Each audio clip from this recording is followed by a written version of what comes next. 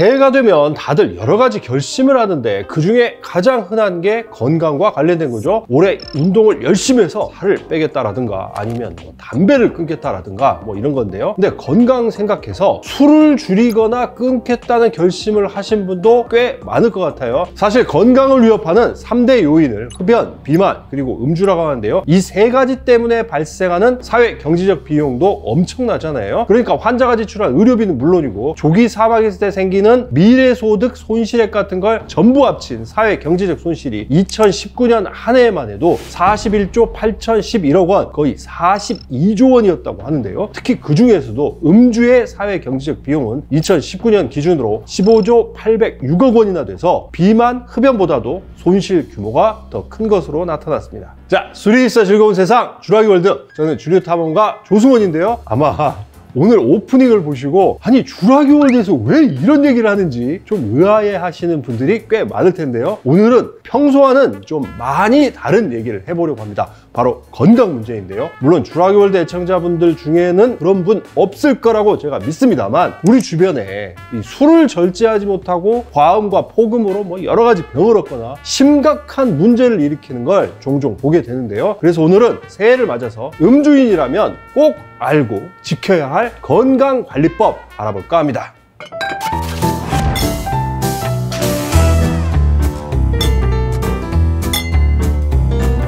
제가 의사도 아니고 전문가도 아니어서 오늘은 게스트를 모셔서 건강을 지키면서 술을 절제해서 즐길 수 있는 법 과연 있는지 여쭤보려고 하는데 지금은 서울대의대 명예교수로 계시는데요. 건강관리 철저히 하셔서 별명이 몸짱 의사신데요. 특이하게 술을 또 사랑하셔서 주류서적을 2권이나 집필하셨거든요. 김원권 선생님이십니다. 와, 선생님 반갑습니다. 예.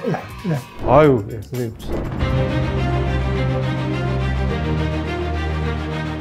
불러주셔서 정말 감사합니다. 아유, 예, 고맙습니다. 프로를 보는 분들이 애주가들이라고 생각하니까 마음이 푸근합니다. 주류서적을 2권이나 내셨는데 술을 원래 이렇게 좋아하셨나요? 그렇습니다. 일과 술은 반대 관계가 아닌가 이렇게 생각을 하는데 사람이 그걸 활용하는 방식에 따라서는 얼마든지 삶의 윤활유로 만들어가면서 생활할 수가 있습니다. 네. 제가 또 깜짝 놀란 게 모기국어를 하시는데 전 세계 양조장 증소 다 다니셨잖아요. 맥주, 뭐 와인, 뭐 위스키 한 200군데는 되신 것 같던데 책에 보면 그 정도 되지는 않을까 생각이 됩니다. 주류 애호가이자 전문가이신 그래서 애주가 김원권 선생님께 여러 가지 질문을 드리려고 하는데 이런 분만큼은 반드시 술을 끊어야 된다라는 사람들이 있는 거죠. 3가지 경우에 해당되면 절대 술을 마셔서는 안 됩니다. 첫 번째는 자기 가계력에 아버지가 알코올성 강경변으로 돌아가셨고 또는 할아버지가 알코올성 치매를 앓으셨고 이런 가계력이 있는 가운데서는 자기가 술을 들기 시작하는 것은 자살행위라고 보면 되겠습니다. 첫 번째는 자기 집안에 알코올성 질환으로 크게 문제가 된 경우가 있었는지를 그렇습니다. 살펴봐야 된다. 네. 예. 두 번째는 영어로 에시안 플라시라고 그러는데 예.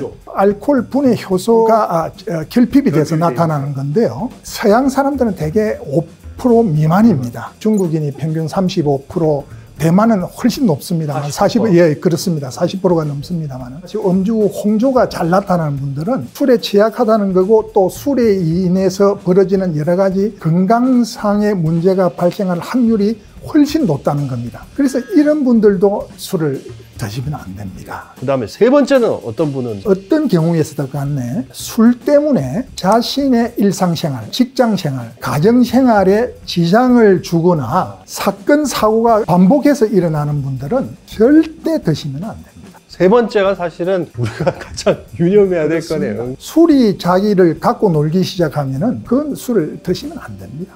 이게 이제 알코올 중독이잖아요. 이런 분들은 그렇습니다. 이제 병원 가셔야 되는 거 아닙니까? 자신이 도저히 통제 못하면은 전문가의 도움을 받을 수밖에 없습니다. 또 이런 주장도 있어요. 술 그거 1급 발암물질이다. 무조건 끊어라. 극단적으로 이제 말씀하시는 의사 선생님도 계시거든요. 어떻게 보십니까? 두 가지 측면에서 볼 수 있습니다. 첫 번째는 1급이라는 이 용어 자체가 조금 선동적입니다. 1급, 2급 이렇게 나누면은 마치 1급은 치명적이고 굉장히 위험하고 2급은 상대적으로 덜 위험하고 이렇게 생각이 쉽습니다만 정확하게는 1군입니다. 그룹이죠. 1군, 2군이라고 해서 1군에 해당되는 거는 암을 발생할 그 증거 자료가 확립이 돼 있는 확률적으로는 가능성이 높다는 뜻이겠습니다만 그렇다고 해서 누구나 다 해당이 된다는 뜻은 아닙니다. 그래서 이제 그 용어 자체가 조금 문제가 있고요. 햄 소시지 같은 가공육도 있고 젓갈도 있더라고요. 젓갈도 있습니다. 김치도 2급 발암 물질 중에 하나입니다. 데이터가 나오는 것은 그것을 분석하고 해석하고 소화하는 것은 또 그것을 보는 사람의 책임이라고 볼 수 있겠습니다.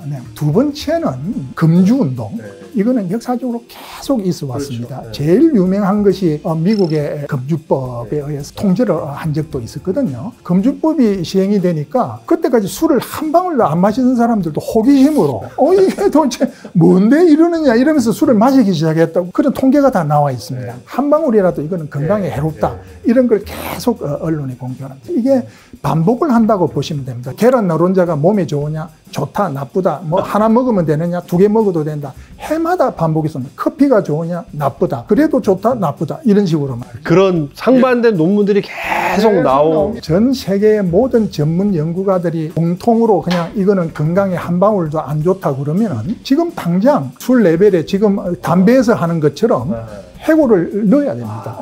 건강하게 즐기시고 계신 분들은 스트레스 받지 마시라는 뜻입니다. 선생님은 애주가이시면서 동시에 또 몸짱 의사로도 유명하셔서 운동의 최대의 적은 술이다 뭐 이런 얘기를 하는데 선생님은 좀 다르게 생각하시는 것 같아요? 운동과 술은 상당히 오묘한 관계에 있습니다. 운동 전에 마시는 술은 뭐 그거는 아주 좋지 않습니다. 운동 전에 마시는 음주 이거는 정말 X입니다. 과학적으로도 많은 연구가 되어 있습니다. 운동을 열심히 규칙적으로 건강하게 하고 있는 사람들 그룹을 조사를 했더니 평균적인 사람에 비해서 오히려 술을 더 많이 마신다는 거예요. 많이 마실 수 있다? 운동을 하면은 당연히 안 한 사람 부에서 근육이 많이 생기겠죠. 그러면 술을 마실 때 알코올이 우리 몸의 지방에서는 흡수가 안 됩니다. 근육으로 흡수해서 희석이 되기 때문에 근육의 양에 의해서 술을 조금 더 남보다 오래 즐겁게 즐길 수 있는 바탕도 만들어지고 이런 여러 가지 복합적인 요인이 섞여서 그런 결과가 만들어지는 겁니다. 오늘 선생님 말씀 듣고 보니까 술 먹기 위해서 운동하는 말이 틀린 말이 아니네. 그러니까 운동을 꼭 해야 술도 맛있게 먹을 수 있고 조금 더 오래 건강을 챙기면서 먹을 수 있다. 음주이시면 당장 오늘부터 좀 뛰시기 바랍니다. 선생님은 대체 어떻게 운동을 하세요? 좀 권장하는 운동법이 있습니까? 일단 아무 신발이나 신고 거리로 나서서 뛰고 가서 아무거나 드십시오. 그냥 일단 시작이 중요하고 그러니까 사람들이 운동을 한두 시간 해야 된다고 착각을 하고 있습니다. 그렇지 않습니다. 절대. 근육 운동은 30분이면 충분하고 유산소 운동도 한 40, 50분이면 충분합니다. 짧고 굵게 그 대신에 열심히 이렇게 하는 그렇습니다. 거고요. 선생님 뭐 운동 열심히 하시고 이렇게 관리를 또 하셨기 때문이기도 하겠지만 그보다는 건강한 유전자를 아예 갖고 태어나셔서 이렇게 오랜 세월 술도 즐기실 수 있는 거 아닌가 그런 생각이 드는데 유전자를 무시할 수는 없겠죠. 표현에 운칠기삼이라고 있죠. 운이 70. 나머지 30%는 후천적 노력과 열심히 살려는 그 애쓰는 정신이 들어있다. 이 70%에 안주하고 거기에 희낙낙했다가는 한 방에 훅 갑니다. 아무리 술에 강한 유전자를 갖고 태어나도 게으르게 살고 그다음에 자기관리 안 하고 절제 안 하고 맨날 포금하고 이러면 바로 건강 망칠 수 있다. 역시 해석이 날카롭습니다. 요약이 뭐 그 이상 정확할 수가 없습니다. 조심해야 됩니다. 술이 세다고 자랑할 것도 아니고 뭐 자랑할 이유도 없고 말이죠. 술부심 갖지 마시기 바랍니다. 의사 선생님들이 술꾼들한테 하는 몇 가지 조언들이 있는데 대표적으로 한 4개 꼽아왔거든요. 하나씩 선생님 의견도 좀 들어보도록 하겠습니다. 자, 첫 번째, 술 마실 때는 천천히 마셔라. 맞습니까? 저는 적극 동의합니다. 우리가 술로 벌어지는 상당한 그 사건 사고의 대부분이 술 양이라고 착각을 하는데요. 오히려 술 속도입니다. 예. 우리나라 사람들이 일반적으로 술 마시는 속도가 좀 빠른 편인데 순간적으로 취해서 온갖 문제가 생기는 겁니다. 예. 밥도 빨리 먹는데 술도 빨리 먹어. 우리는. 옛날부터 우리나라 술이 향이 그렇게 진한 술이 별로 없었습니다. 예. 파랑이 소주. 향 맡을 게 없잖아요. 먹는 김을 중시하다 보니까 빨리 마시게 되는 거죠. 선생님 말씀이 정말 중요한 말씀인 게 우리는 향을 제대로 안 맡아요. 그게 술 마시는 속도가 빨라지고 그러다 보면 과음하게 되고 자신이 이제 통제할 수 없는 수준까지 가버리게 되는 그렇습니다. 두 번째로 넘어가서 빈속에는 술 절대로 먹지 마라 이런 얘기 하시는데 요거는 어떻습니까? 저 원칙에는 공감을 합니다. 빈속에 술 먹지 않는 거는 뭐 대체적으로 맞다. 절대 마시지 말라는 거는 아니에요. 왜 그러냐면은 여름날 운동을 하고 땀을 흘리고 나서라든지 이럴 때는 시원한 맥주나 시원한 막걸리 같은 게 땡기죠. 쫙 들이키고 싶은데 그때는 공복 상태가 맛이 최고로 좋습니다. 그렇죠. 물론 앞에 시원하게 냉장이 된 맥주가 있는데 음식을 먹고 저걸 먹어야지 이렇게 할 필요 없다는 거죠. 공복에 정말 땀 쫙 빼고 나서 마시는 그 시원한 맥주 한 잔의 즐거움까지 우리가 포기할 수는 없다. 그렇습니다. 대체적으로는 그래도 속을 좀 채운 다음에 먹는 게 낫다.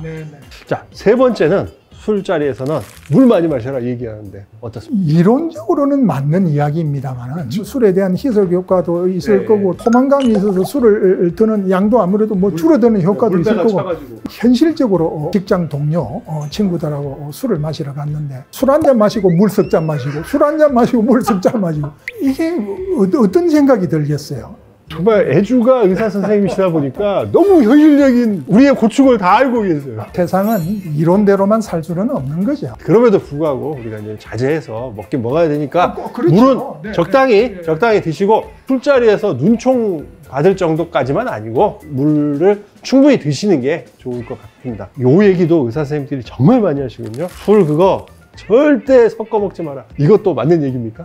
오해에서 비롯된 이야기라고 생각이 됩니다. 폭탄주 같이 독한 술과 탄산 계통이 흡수를 빨리 하게 해서 취하게 한다. 뭐 이런 측면도 있긴 있습니다만 분석적으로 한번 생각해 보십시오. 맥주로 시작해서 아이고 이제 2차로 가는데 좀 독한 술로 한 잔 마시자. 와인 한 잔 하고 헤어질까? 술을 섞어 마시는 경우라는 거는 오랜 시간 술을 많이 마신다는 뜻이에요.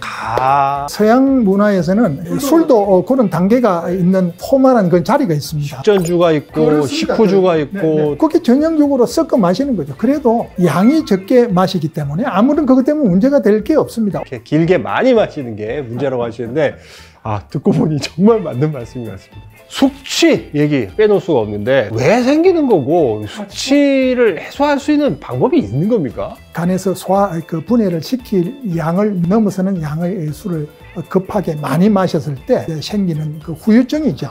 숙취 해결 방법은 뭐 인류의 영원한 숙제일 것입니다.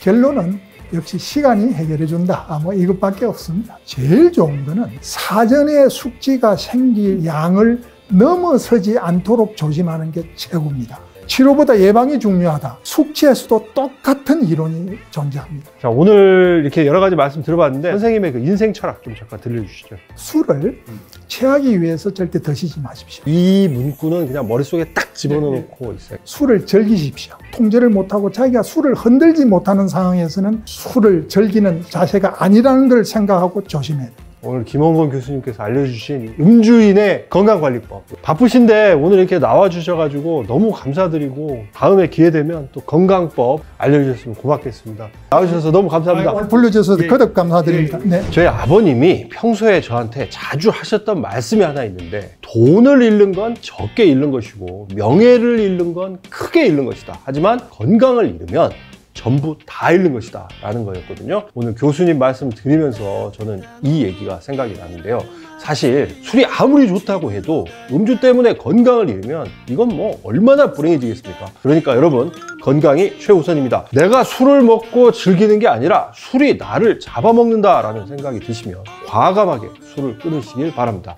세상에 건강보다 소중한 건 없으니까요. 자, 그럼 저나 여러분 모두 건강한 한 해 되기를 기원하면서 저는 다음 영상으로 찾아뵙겠습니다. 처음 보는 낯선 내